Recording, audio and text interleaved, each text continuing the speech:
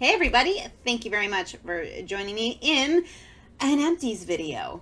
It's been a while since I've been filming, or it's been a while since I've been uploading. There have been some videos that didn't quite make it. So I have what I feel like is too many Empties. So I'm going to try to make this as brief and painless as possible. So let's just dive in. Okay, so my most recent empty is from Cerave, and this is the Foaming Facial Cleanser.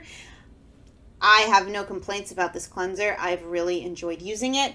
I would repurchase, although I haven't, because I have a couple other cleansers that I am trying out just for a little bit of a break. I have this, I think, is my third bottle in a row of this, and I'm a little neurotic and I'm bored and want to try some other stuff. But this is a really great, simple, no frills cleanser. It's inexpensive, it lasts forever, and it's really good at getting your skin clean.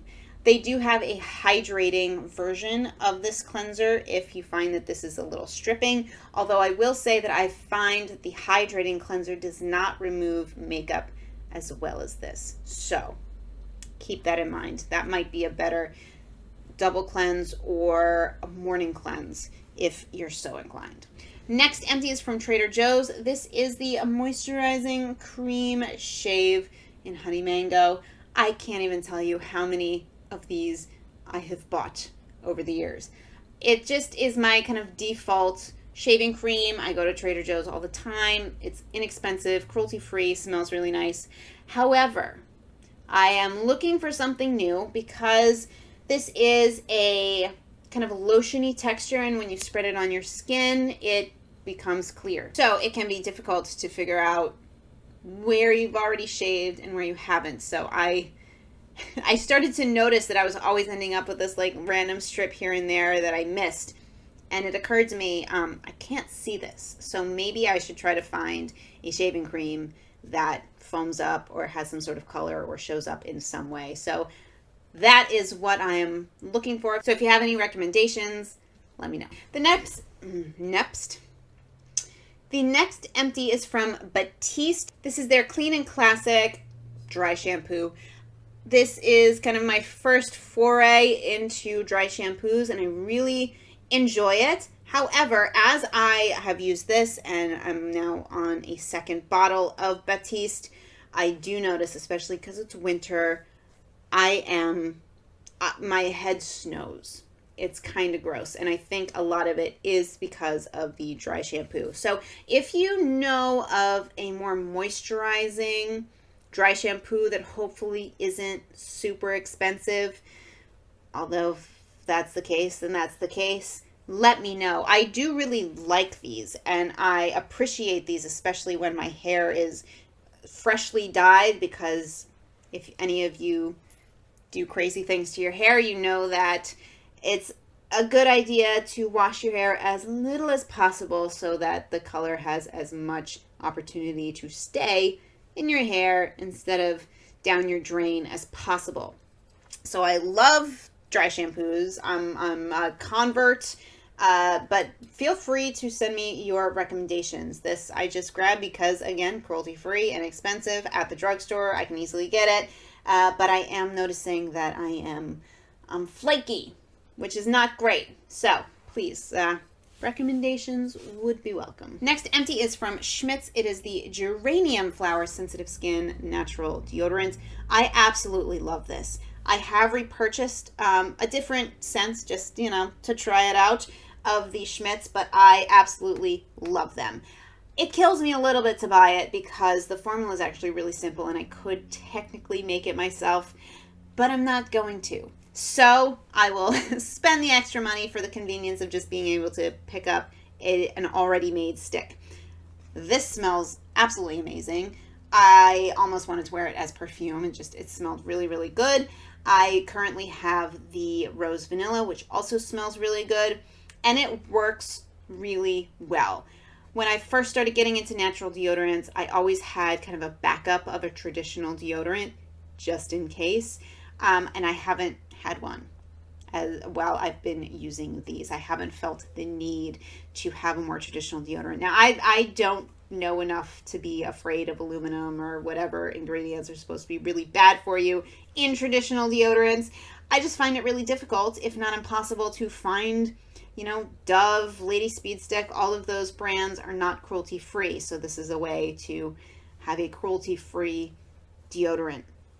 And I really like it. So if you've had some issues with natural deodorants, if you have sensitive skin, I have sensitive skin, and the cornstarch that is usually used in natural deodorants is not in any of the Schmidts. Actually, they use arrowroot powder instead, which I find does not irritate my skin. So I recommend trying these out, and again, smells amazing. The next empties are from Hask. It is their Kalahari Oil shampoo and conditioner. I really liked these. They smelled really good. I felt like they actually benefited my hair. I don't know if they really color protect, but figured I'd go with this one since I had recently dyed my hair when I bought these. They're really nice, and I would definitely repurchase them. And I am actually regretting that I didn't repurchase these because the shampoo and conditioner I'm using now are not great. But I will be getting these back in my life at some point. Next empty, I don't really have to talk about. It is the Seche Vite Quick Dry Top Coat. I love this. I have repurchased it and will continue to repurchase it forever probably. It's great. Check it out. That's all I have to say. Next empty is from Earth Sciences, the Creamy Fruit Oil Cleanser. I've talked about this in a few other videos. At first, I really didn't like it. I had bought it as an oil cleanser as kind of a first step to help remove makeup before a second cleanse. And I found that it didn't really remove makeup. It left a film on my face that was unpleasant.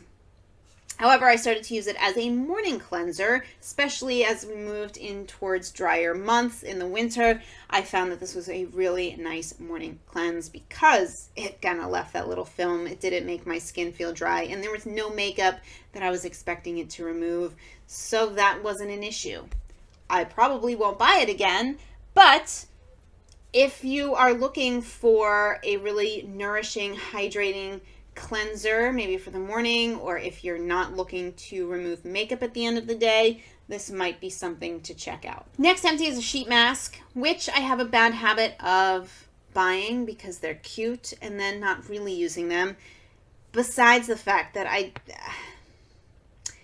I don't find them to be that useful, honestly. But this is the Pacifica Disobey Time Rose and Peptide Facial Mask. It was fine.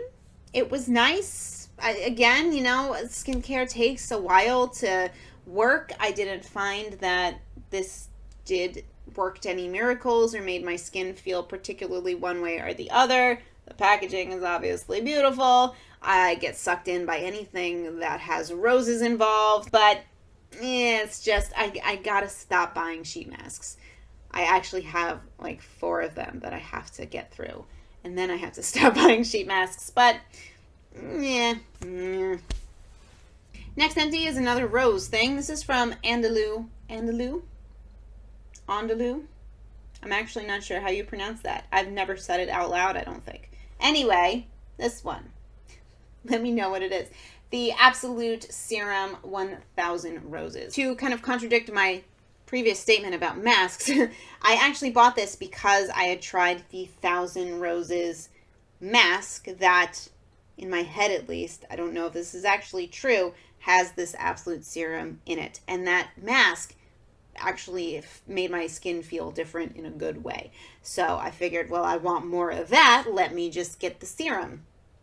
I didn't find that this had any great effect on my skin. I didn't really notice much of a difference. It smelled nice, smells like roses, cute packaging, but I definitely don't feel the need to buy this again. All right, I have a couple products from The Ordinary and then a few makeup empties, and then we are done. Okay, the first item is the vitamin C suspension in silicone. This is the 30%. I got this because I had heard that the kind of original 30% vitamin C serum has a kind of a weird gritty texture. It has to because of the formulation. I don't know enough about that. and I'm still kind of recovering from jet lag, so my brain's like, I don't know, but you can read about it on The Ordinary's website. Anyway, I got this because this is supposed to be a smoother, more pleasant application experience, and while it was, I really didn't like the delivery method in silicone. I really enjoy this product, and I do want to get the other 30% vitamin C serum because I did feel like it made a difference in my skin. I felt like my skin looked smoother. It was less red around my nose and on the tops of my cheeks, which I really enjoyed because that's kind of the only reason I put foundation on my face, is just to even out that area. But I didn't like the silicone, especially since this is kind of a product that I would sandwich between products. Something about silicone that seems like a last step. I felt like maybe, and I don't know if this is true or not, but other things that I would put on my face after, it just didn't feel good, and I also ran out of it really quickly. So I won't buy this particular version again, but I am interested in trying other vitamin C serums from The Ordinary. It's gonna have to be a purchase soon. And then the next thing is the Advanced Retinoid 2%. Again, I enjoyed this. I'm interested in trying other retinoids from The Ordinary. I would buy this again, although I want to try a stronger version and see if I notice more of a difference or not. But this was a really good kind of first retinol product. I didn't find that it irritated my skin at all, though I don't know how much of a difference I actually noticed by the end of use. My skin definitely has been a lot smoother and a lot clearer since I've been using these products, but it's hard to tell which product is doing what. So I'm definitely interested in experimenting more with these. And if you have never tried a retinol, this might be a good place to start because it's, at least for me, it was not at all irritating. And one thing I want to mention, just because we're here, it's almost out. It's not completely out. This is from Hylamide, which is kind of the next step up from The Ordinary under the Decium umbrella. This is the SubQ Anti-Age Advanced Serum. So this is kind of the more powerful version of the Buffet Serum. I didn't notice a goddamn difference between this and the Buffet Serum. The Buffet is $14. This is $38. So please, if you know more about skincare, let me know if there is actually a difference, because I did not notice anything different in my skin once I started using this, which is awfully interesting.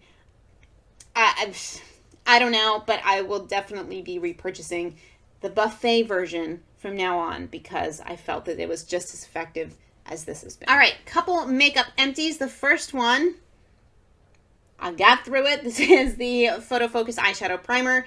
It is pretty much the only eyeshadow primer I use. I have repurchased it. I think it's great. If you have oily eyelids, I have super, super oily eyelids, and this keeps them under control, keeps eyeshadow on my face, or on my eyelids, and not running down my face as it would be if I didn't use it. So highly recommend this. I have heard this is maybe not great for dry eyelids, but if you have oily eyelids, this is the shit. Next is the Easy Brow eyebrow pencil from Milani.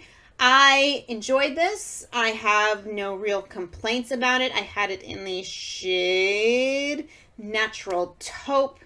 It's kind of a thicker pencil than, say, a Micro Brow from NYX, or the Anastasia Brow Wiz. Has a spoolie on the end. Pretty standard eyebrow pencil. However, I have fallen in love with the Wet n Wild retractable eyebrow pencil, the Ultimate Brow, and this is half the price of this. They're still both really inexpensive products, but this is my jam right now, so I don't feel the need to repurchase this, although it was a good product. So, take that as you will. Last but not least is a declutter, although I do feel the need for a proper declutter to happen soon. This is the NYX #No Filter Powder. If you've been watching my channel for a while, you know this has been in my life for a long time. I've had a little bit of a roller coaster relationship with it. I liked it, I didn't like it, I liked it again, I didn't like it, and now I'm back to really, really not liking it. It's technically a finishing powder. Maybe that's why, but I find that it doesn't set my makeup. My face looks super shiny almost immediately after applying this. I suppose if you want a really dewy look everywhere, maybe check this out. But I've been so irritated every time I put this on my face that I said, why am I making myself use this? Throw it away. It's okay. The world won't end. It's wasteful, and I don't like being wasteful, but I really don't like it. So it's gotta go. All right, and that is it. I hope this was enjoyable, informative. If you have any questions, let me know in the comment section, and I really appreciate you taking the time to watch this. I'll see you in the next one. Bye, guys.